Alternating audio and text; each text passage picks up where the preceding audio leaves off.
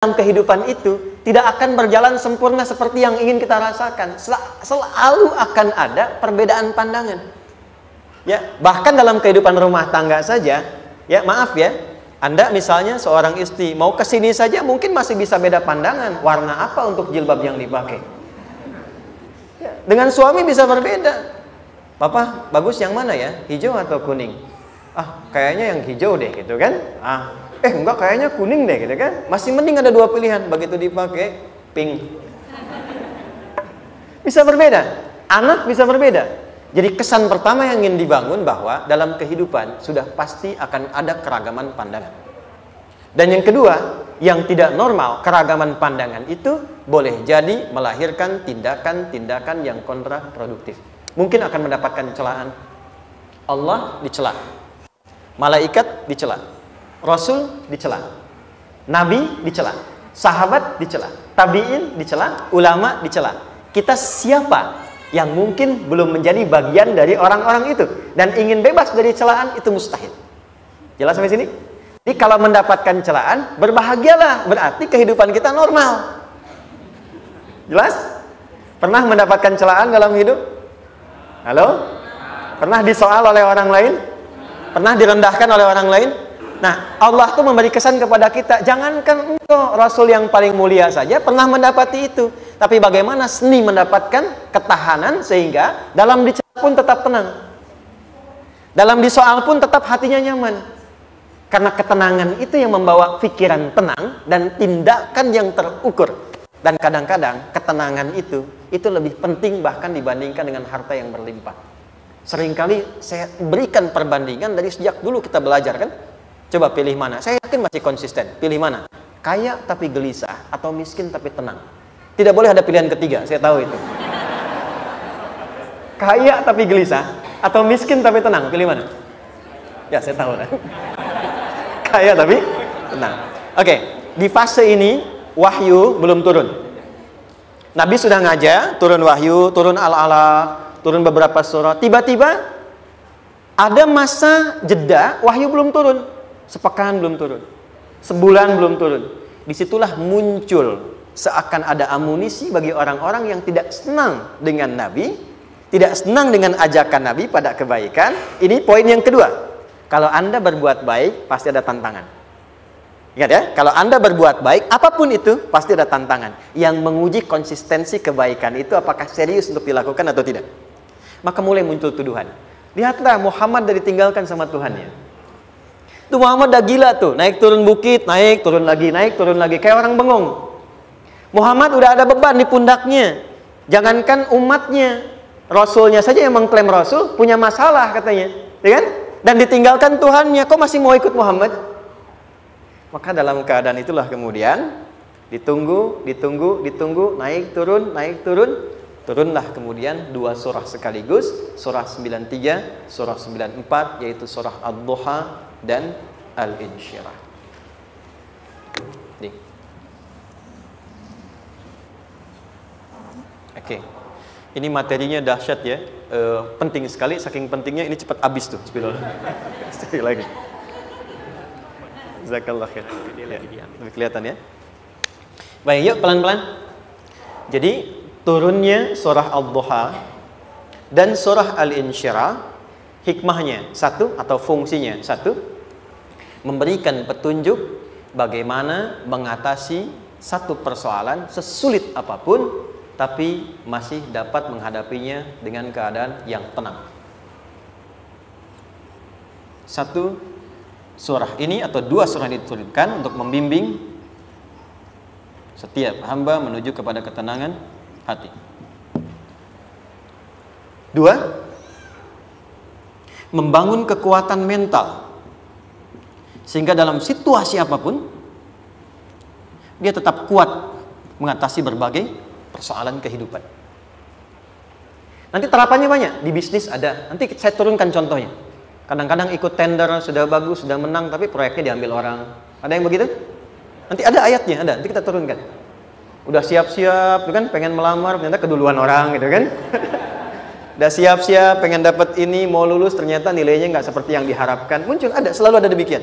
Nanti kompleksitasnya banyak. Tapi dua surah ini kalau kita bisa kuasai artinya dengan baik, pahami dengan benar, maka akan ada sesuatu yang beda yang terasa dalam jiwa kita dan kesiapan mengatasi setiap persoalan dalam kehidupan. Yuk kita baca dulu ya supaya dapat keberkahannya dari dua surah ini. Saya bacakan, Anda ikuti ya. A'udzu billahi minasy syaithanir rajim.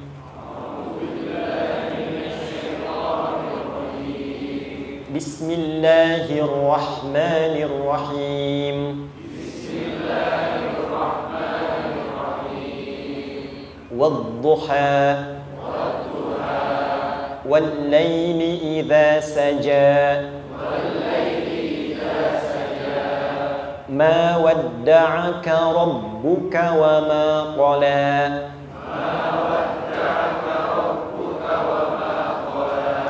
ma wadda'aka rabbuka wa ma qala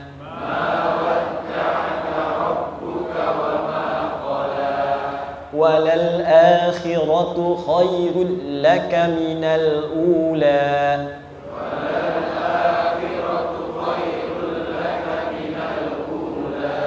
wala sawfa yu'tika rabbuka fatarda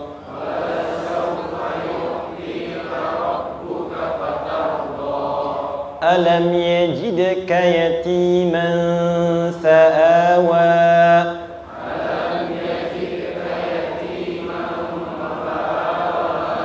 ووجدك ضالا فهدى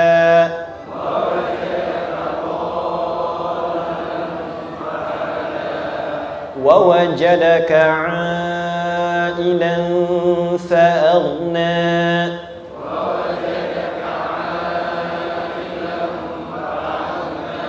فأما اليتيم فلا تقهر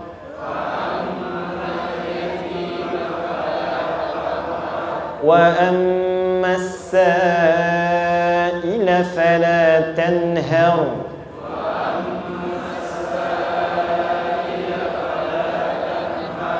وأما بنعمة ربك فحدث.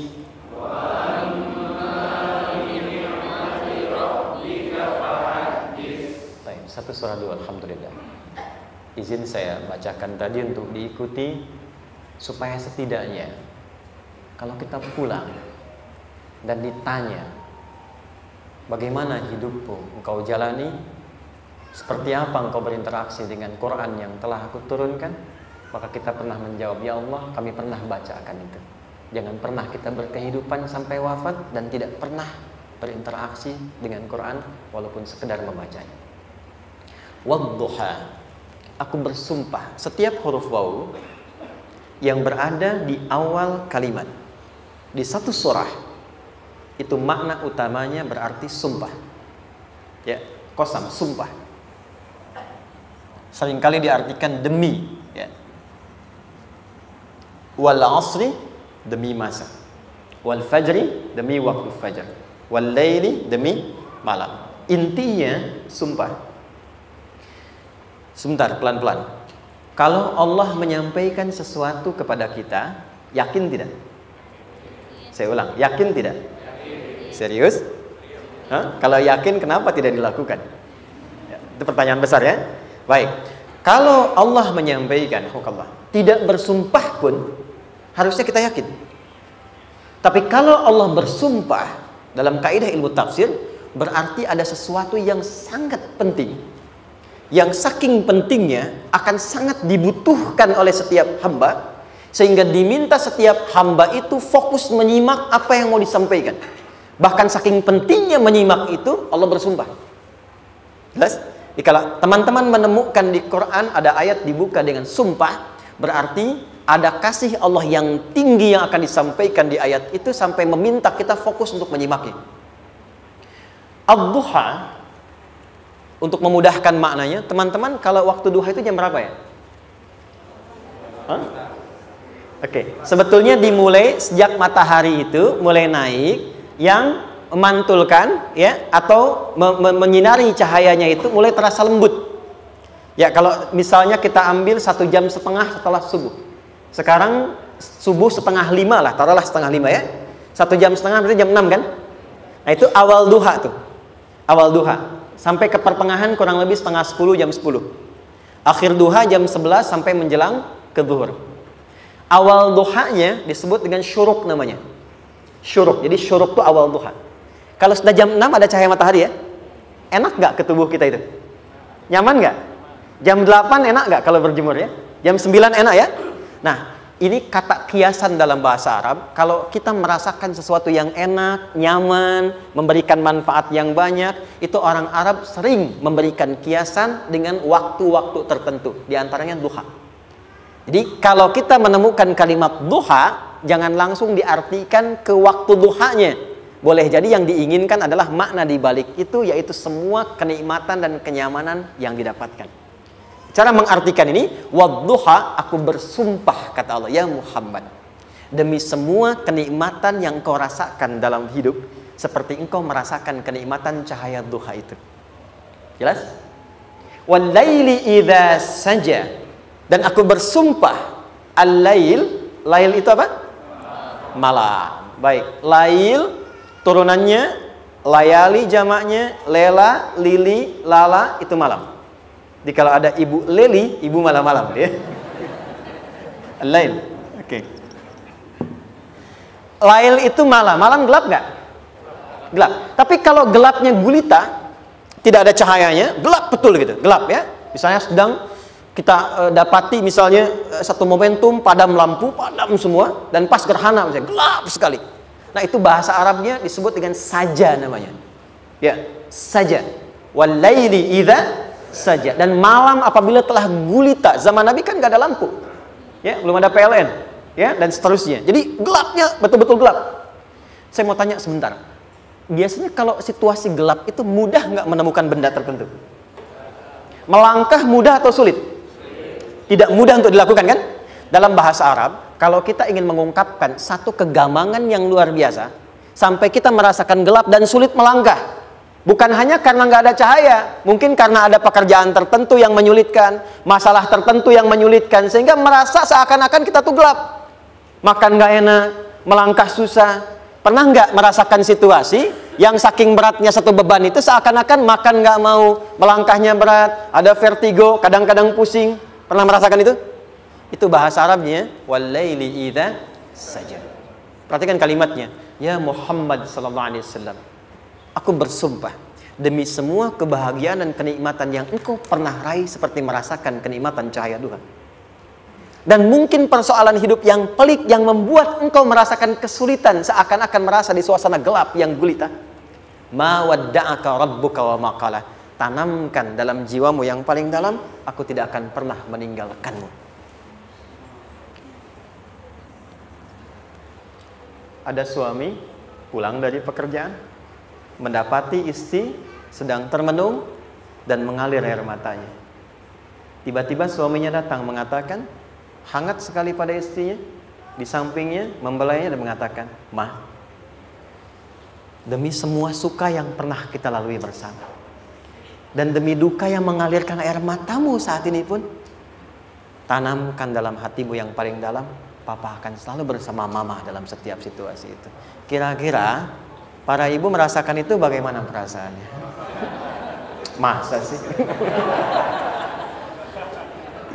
Tapi itu menarik loh.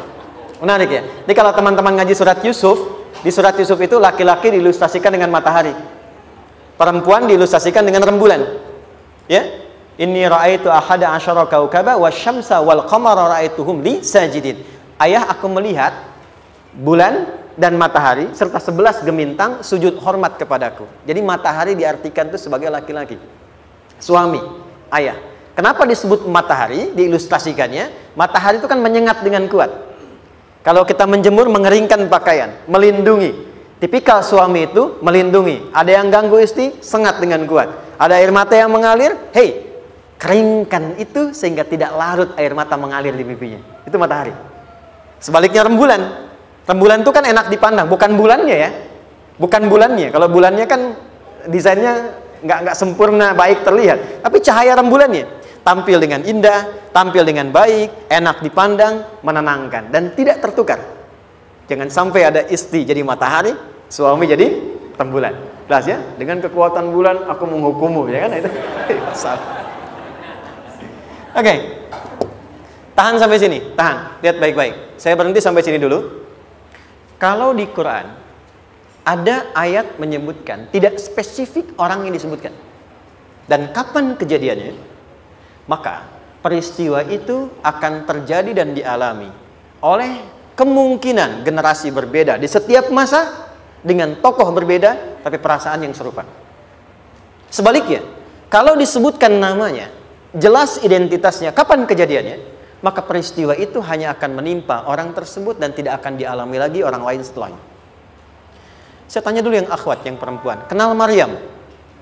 Kenal, bagus. Kenal di mana? Maryam anaknya Imran, mengandung, melahirkan Isa alaihissalam, Yesus Mesias, tanpa disentuh laki-laki manapun. Dan di Quran identitasnya disebutkan langsung, Maryam binti Imran, wa Maryam ibnata Imran. Ini menunjukkan kesan bahwa yang mengandung dan melahirkan tanpa disentuh laki-laki manapun, itu hanya Maryam anaknya Imran. Ingat ya, mengandung, melahirkan tanpa disentuh laki-laki manapun. Bukan mengandung, melahirkan tanpa suami, kalau itu banyak dia. Ya, mengandung, melahirkan tanpa disentuh laki-laki manapun. Hanya Maryam binti Imran. Tapi kalau nggak disebutkan siapa orangnya, kapan kejadiannya, tidak detail disebutkan, ini artinya situasi itu akan dialami kembali oleh orang di masa depan dengan generasi yang berbeda tapi substansi yang sama. Pertanyaannya, pernahkah kita mengalami situasi yang sulit sampai seakan merasa gelap? Nah, baik, maka adab yang pertama, jika mengalami situasi seberat apapun dalam berkehidupan, maka dekati Allah Subhanahu wa ta'ala. Ini awalnya, dekati Allah. Apalagi kalau ada yang mengatakan ini nggak mungkin, ini nggak akan terjadi, ini nggak bisa. Kalau sudah ada tanda seperti itu tanda langsung dari Allah supaya Anda diminta langsung mendekat kepada Allah dan tinggalkan semua makhluk. Karena Allah hanya akan mengabulkan langsung kepada Anda tanpa perantara siapapun. Itu yang terjadi pada Nabi Zakaria. Ini nggak mungkin, ini mustahil. Maka beliau langsung memohon kepada Allah dan langsung menyebutkan, ya Allah, saya minta darimu saja, tidak dari yang lain. Maka dikabulkan seketika. Jadi yang pertama, jika punya kesulitan sebesar apapun, seberat apapun, cepat dekati Allah. Maka di situ akan dijawab langsung oleh Allah, ma wadda'aka rabbuka wa ma qala. Hambaku, sepanjang engkau mendekat kepadaku, maka yakinkan dalam dirimu, situasi apapun yang kau rasakan, aku tidak akan pernah meninggalkanmu. Sudah? Satu? Paham sampai sini? Oke. Pelan-pelan ya. Saya belum bicara caranya. Saya baru bicara di awal motivasinya. Dekati Allah dulu, nanti caranya didetilkan di surah Al-Insyirah. Teruskan.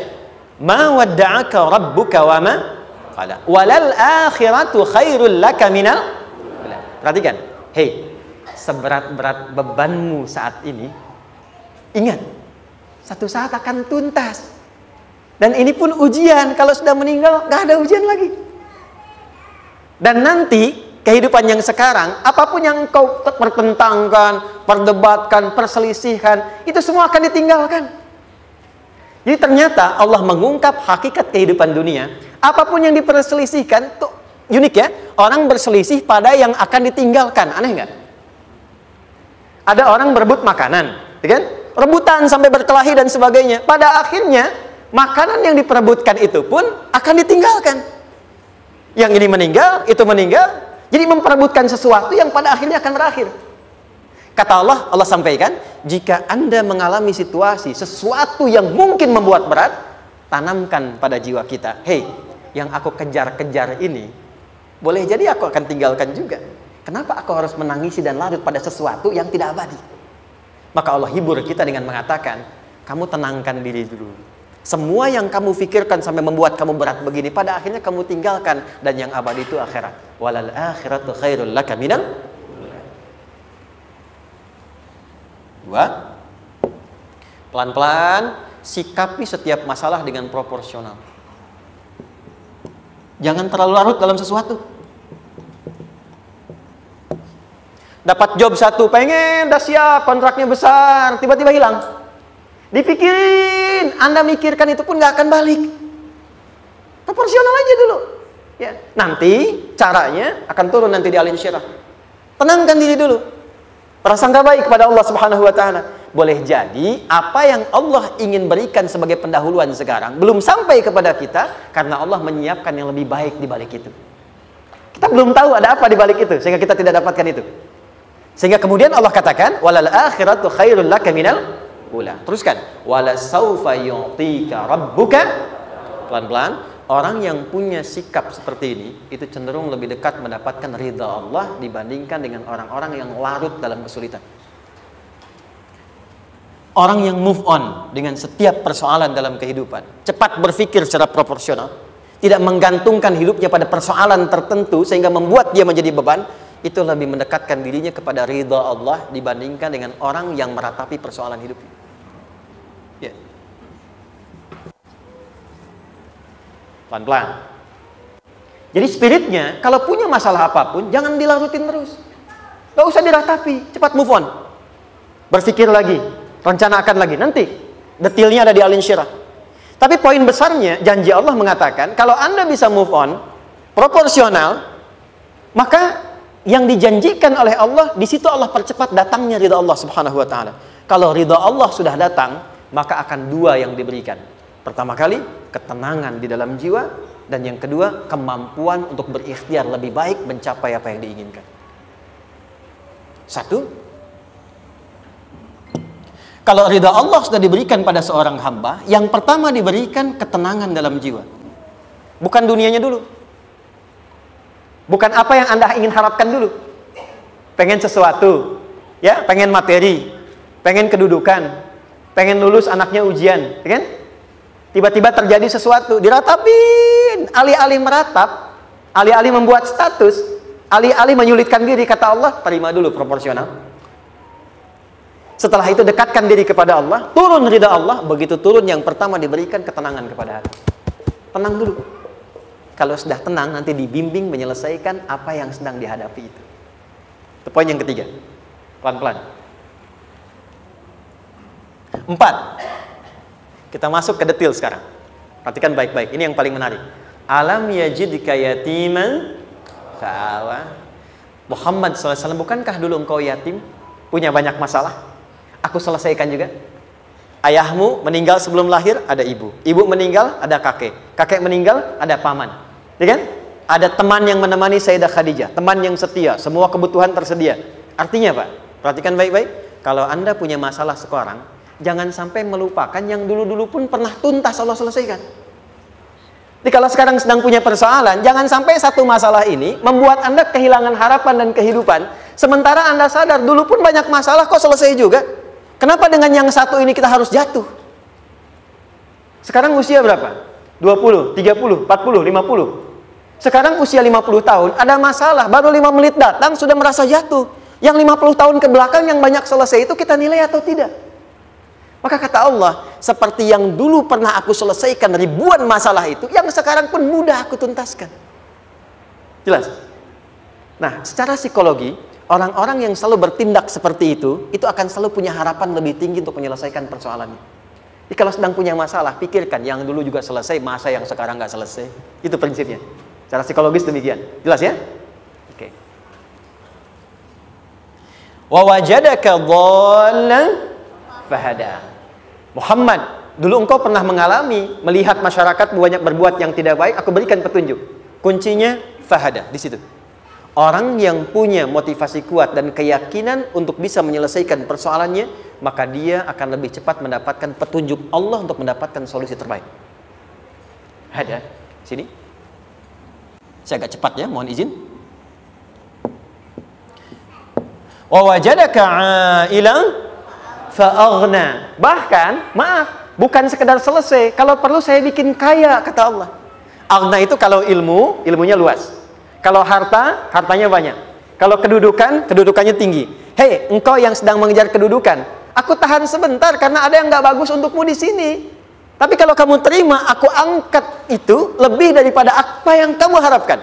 Kamu pengennya bintang 2, aku naikkan sampai bintang 4. Kalau perlu 5 sekalian. Hei, kamu yang ingin kampus di sini, aku tahan, bahasa kamu nggak lulus, kamu nangis, kamu mengadu, kamu datang pada orang tuamu.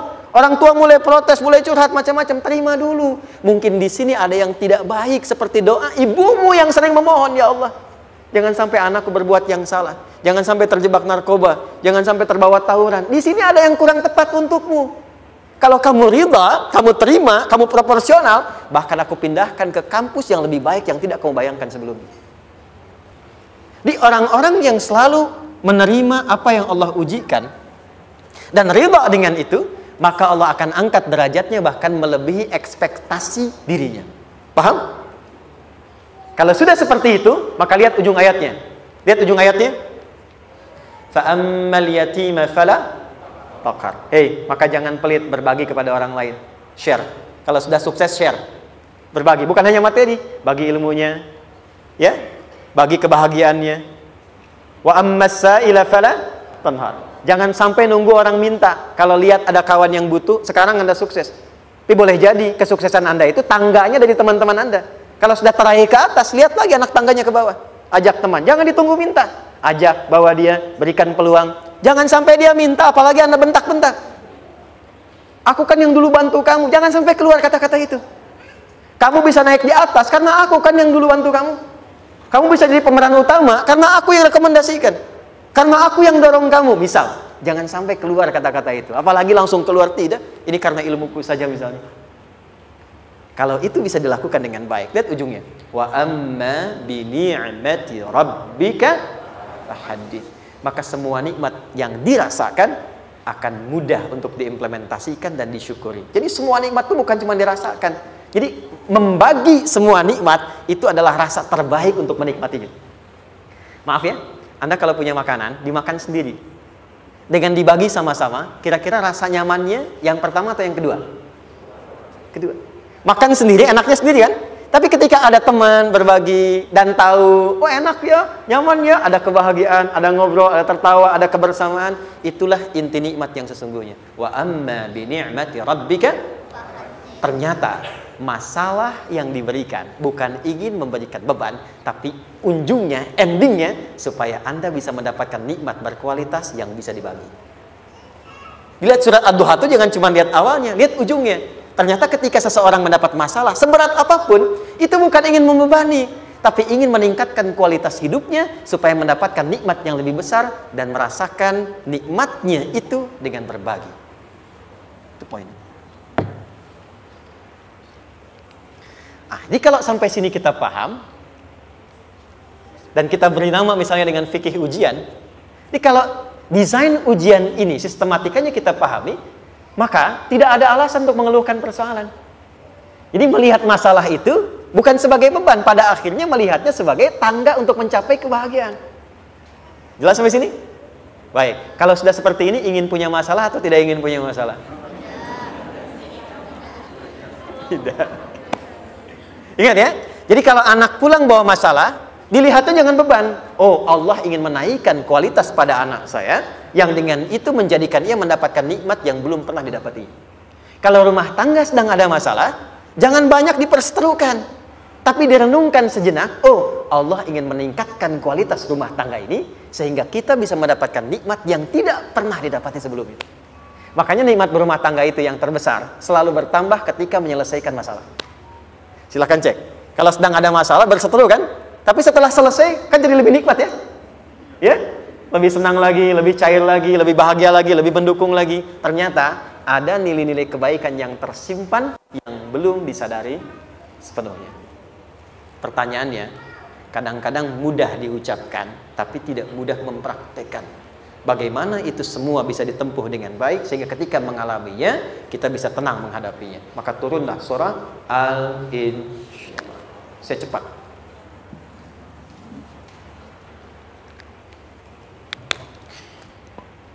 Teman-teman, ini apa? Kelas ya? Baik, pelan-pelan sedikit. Kira-kira volumenya besar kecil? Kecil ya? Baik. Kalau saya bandingkan dengan gayung, volumenya besar mana? Gayung ya? Baik. Kalau ini saya perlebar, sehingga bisa memasukkan apapun ke dalamnya, itu bahasa Arabnya disebut dengan insyirah namanya. Jelas? Meluaskan sesuatu sehingga terlihat lapang, sehingga memudahkan setiap hal masuk ke dalamnya. Itu insyirah namanya. Surah ini diberi nama dengan surah Al-Insyirah, yang berarti sesuatu yang lapang, yang tenang, yang nyaman.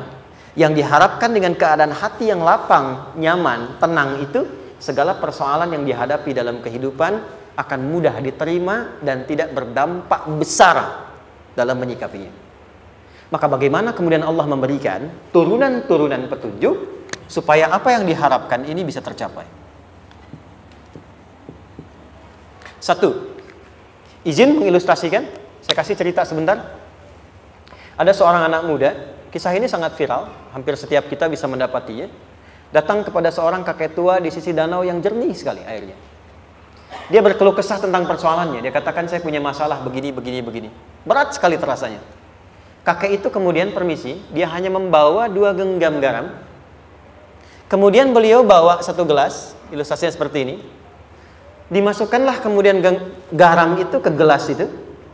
Lalu diambil 1 gelas air yang jernih tadi dengan garam segenggam. Kata beliau, minum. Pemuda itu mengatakan, wah asin, minum aja dulu. Lalu ketika diminum, langsung ditumpahkan. Dia muntahkan, asin katanya. Lalu setelah itu kakek yang tadi melepaskan segenggam sisanya, dilempar ke danau tadi yang luas. Lalu diambil lagi dengan gelas yang sama. Sekarang minum. Bagaimana rasanya? Segar, enak, nyaman. Itulah hatimu. Kalau hatimu sempit sesempit gelas ini, maka masalah sekecil apapun akan selalu menghadirkan kesulitan seperti engkau menelan garam tadi. Tapi kalau hatimu luas, sebesar apapun masalah, tidak akan pernah berdampak pada dirimu kecuali engkau mampu menyusun rencana untuk mengatasinya. Kelapangan hati yang membuat diri kita mampu menerima persoalan apapun, itu yang disebut dengan insyirah. Makanya dulu tahun 90-an ada sinetron Hati Seluas Samudra gitu ya. Saya pernah tahu itu. Sama anaknya diapa-apain juga, oh masih aja ya menerima gitu. Dulu siapa ya? Jeremy Thomas dan lain-lain ya. Saya kira ada itu. Ya, saya kira itu ya. Saya pernah lihat sejenak ya. Saya jarang-jarang nonton itu. Pernah lihat aja. Saya senang riset. Jadi kalau riset itu ada riset dakwah, ada riset materi. Saya teman-teman yang musik gitu ya. Saya tidak terlalu dekat dengan musik karena saya di Quran gitu. Tapi untuk mengetahui hukum musik itu bagaimana, saya riset. Sampai ke notasi saya tahu. C, D, F, G, A, B, C, G, A, B, C, D, F, G, D, F, G, A, B, C, D, A, B, C, D, F, G, A, F, G, A, B, C, D, E, B, C, D, E, F, G, A, B, F, G, A, B, C, D, A, F, C, D, A, B, G, A, B, C, gitu kan ya? Ya, tapi kalau diminta piano, gitar, ini saya nggak bisa. Ya, tapi untuk menentukan hukum, nah kita bisa paham gitu. Misalnya boleh nggak baca Quran pakai langgam Jawa gitu kan? Nah hukumnya apa? Nanti dari teori itu muncul. Ya, paham ya? Nah, oke, balik sini. Perhatikan baik-baik. 1, saya agak cepat. Ini ditafsir langsung turun Al-Insyirah. Yang pertama, alam nashrah laka sadrak wa wada'na anka wizrak alladhi anqadha dhahrak. Tahan sampai sini dulu, 3 ayat. Saya mulai dari ayat kedua dan ketiga. Perhatikan baik-baik. Wa wada'na anka wizrak alladhi anqadha dhahrak. Artinya apa? Artinya satu beban yang diletakkan di pundak yang berpengaruh kepada semua bagian tubuh. Kita pernah melakukan atau melihat yang angkat beban ya? Beban kan semakin berat diangkat, semakin terasa ke bagian-bagian tubuh ya, ke semuanya. Nah, itu namanya wizrak alladzi anqadha dhahrak. Beban yang dipikul yang berat sekali sampai semua merasa. Makanya jadi satu ungkapan dengan mengatakan dia sedang memikul beban yang sangat berat. Sampai kepalanya pusing, tidur nggak nyaman, miring kanan, miring kiri. Itu namanya ya alladzi anqadha dhahrak. 1. Saya percepat, akan ada satu masa dalam hidup setiap hamba merasakan satu persoalan yang seakan-akan beban berat yang dipikul sampai merasa kesulitan dari ujung kepala sampai ujung kaki. Siapapun itu. Jujur ya, setiap kita tanyakan pada diri sendiri. Setiap kita yang ada di sini, saya yakin pasti pernah atau bahkan akan mengalami satu peristiwa yang merasakan beban berat sampai seakan-akan ujung kepala sampai ujung kaki merasakan sakitnya. Ada yang sudah mengalami atau bahkan nanti akan ada yang melalui. Perhatikan baik-baik. Teruskan ayatnya. Wa rafa'na laka. Perhatikan. Kalau ada yang sedang merasakan itu, yakinlah kata Allah, pada saat itu sesungguhnya Allah sedang mengangkat derajatnya dan meningkatkan kualitas hidupnya untuk mencapai sesuatu yang istimewa yang belum pernah diraihnya. Dari sini kita buat persamaan. Ujian. Perhatikan. Berbanding lurus dengan harapan, banding lurus dengan solusi nanti pada akhirnya. Fokus. Lulus di sini, insya Allah setiap persoalan akan lebih mudah untuk diatasi. Ujian, seberat apapun yang sedang kita alami, tidak akan pernah diberikan kepada kita oleh Allah, kecuali ternyata hikmahnya untuk mengabulkan harapan-harapan besar yang sebetulnya kita mintakan. Jujur ya, setiap kita kan sering punya permohonan ya, sering berdoa ya. Ya Allah minta ini, minta itu, minta ini, minta itu, gitu kan? Nah, cara Allah mengabulkan harapan kita itu, yang pertama, jalurnya lewat ujian. Karena semua kesuksesan itu, desain dasarnya adalah melewati ujian. Coba, anak-anak kita yang sedang sekolah itu, apa mungkin diwisuda dengan penuh kebahagiaan kalau nggak mengalami ujian? Lewat ujian dulu kan? Dia belajar dulu, ujian dulu, ngatasin soal dulu, lulus, baru wisuda. Apakah mungkin akan dapat IPK 4 yang diharapkan kalau tidak mengalami ujian? Belajar dulu, ya kan? Ada waktu, sempat dia bangun malam, siang, dan seterusnya, belajar, keringat, dan sebagainya, baru bahagia kan? Dan ternyata belajar itu untuk diwisuda.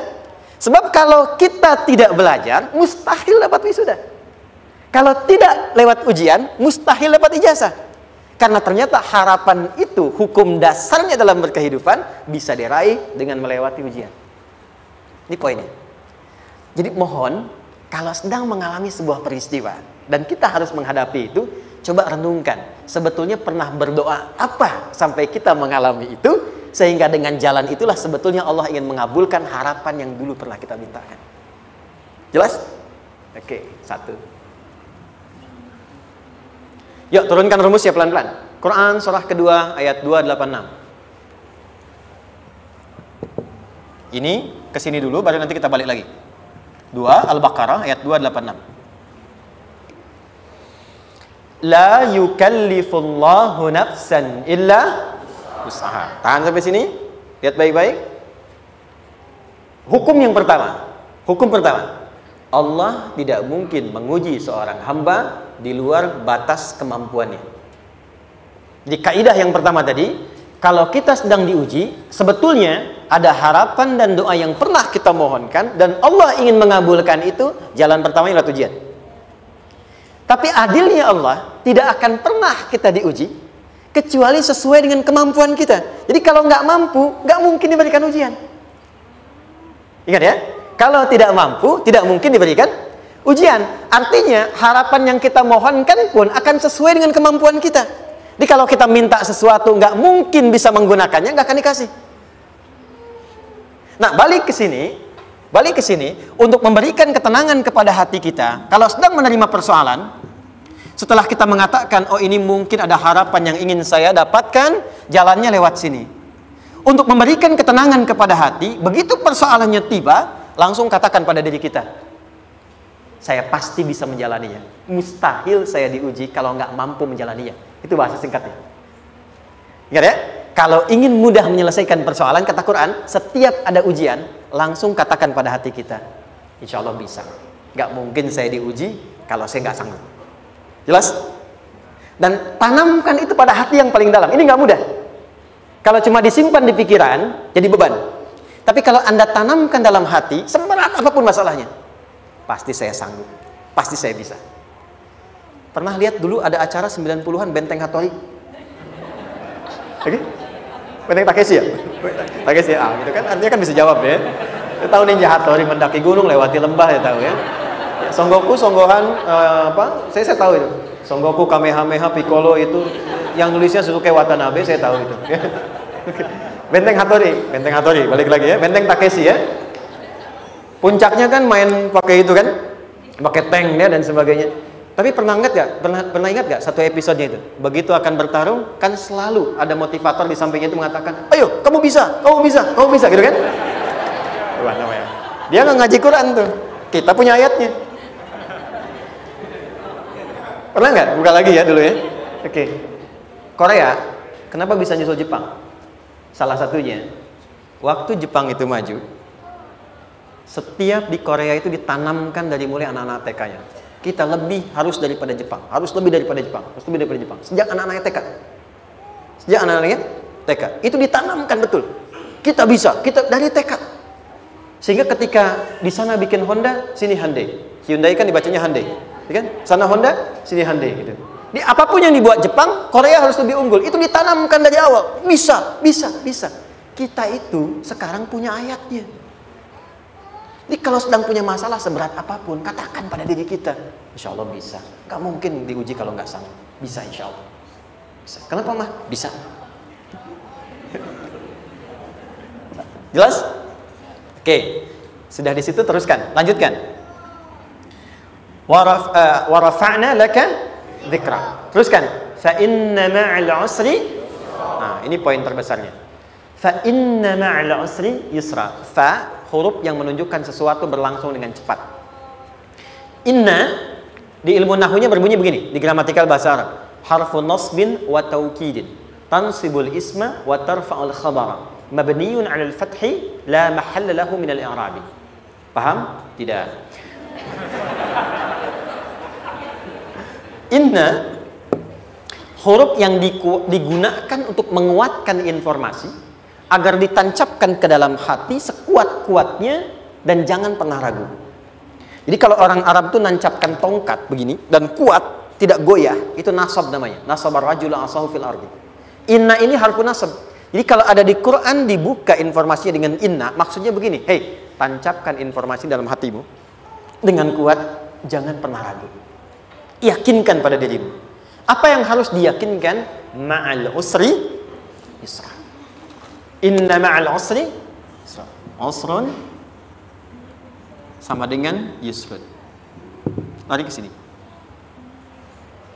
Oke. Apa artinya usrun? Sulit. Oke. Sulit itu ada dua. Ada sa'bun, ada usrun. Kalau kesulitan yang relatif, kata si A sulit, si B mudah, itu sa'bun namanya. Contoh, kata si fulan, bahasa Jepang susah. Padahal kata yang lain tidak. Saya ke Jepang, anak-anak kecil begini bisa bahasa Jepang, gitu kan? Bagi mereka mudah, gitu ya. Saking mudahnya gitu. Kata shiwa, gitu. Anak-anak kecil, bagi mereka mudah, bagi kita belum tentu. Itu sa'bun. Inna lughatal yabaniyah sa'bah. Relatif. Tapi kalau kesulitan yang sifatnya mutlak, semua orang mengatakan sulit.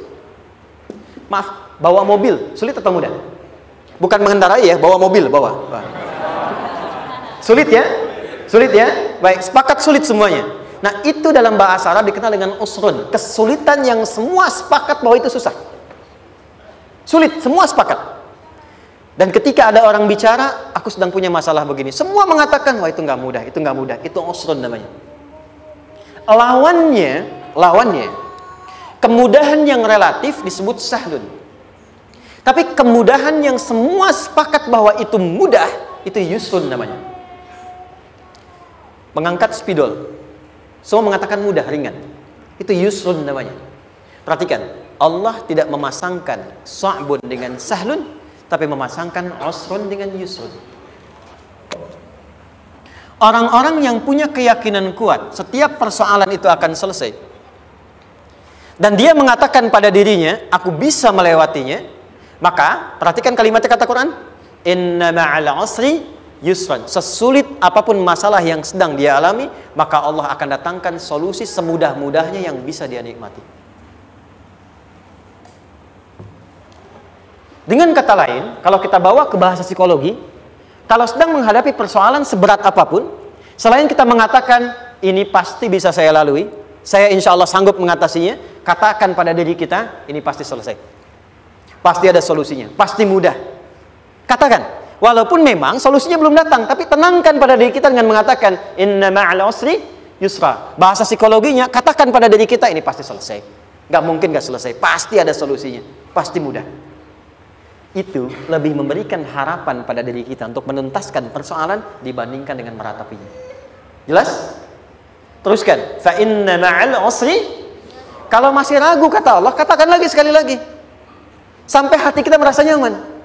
Jadi kalau sedang punya persoalan seberat apapun, tanamkan pada diri kita, pasti selesai. Belum nampak, insya Allah pasti selesai. Gak mungkin diuji kalau nggak ada solusi. Itu lebih memberikan harapan. Setelah itu, fa'idha faraghta, mitigasi masalahnya. Mitigasi persoalannya. Tuliskan. Ini masalahnya apa? Rumah tangga. Apa saja misalnya. Dia ada suami, ada istri, ada anak-anak. Masalah ada di mana? Kadang-kadang benangnya jadi kusut karena satu-satu nggak segera diselesaikan. Maka kata Al-Quran, fa'idha faraghta. Satu-satu mitigasi dulu. Satu masalah di sini, lihat di suami, lihat di istri. Kalau pekerjaan, masalahnya apa? Sebelum bercabang kemana-mana, petakan. Apakah rekanannya? Apakah relasinya? Apakah kemampuannya? Apakah manajerialnya? Apakah marketingnya? Mitigasi, kotaki semua, selesaikan satu-satu. Setelah itu, apa yang dilakukan? Wa ila rabbika, tawakal sepenuhnya kepada Allah untuk menentukan hasilnya. Tawakal itu yang paling mahal.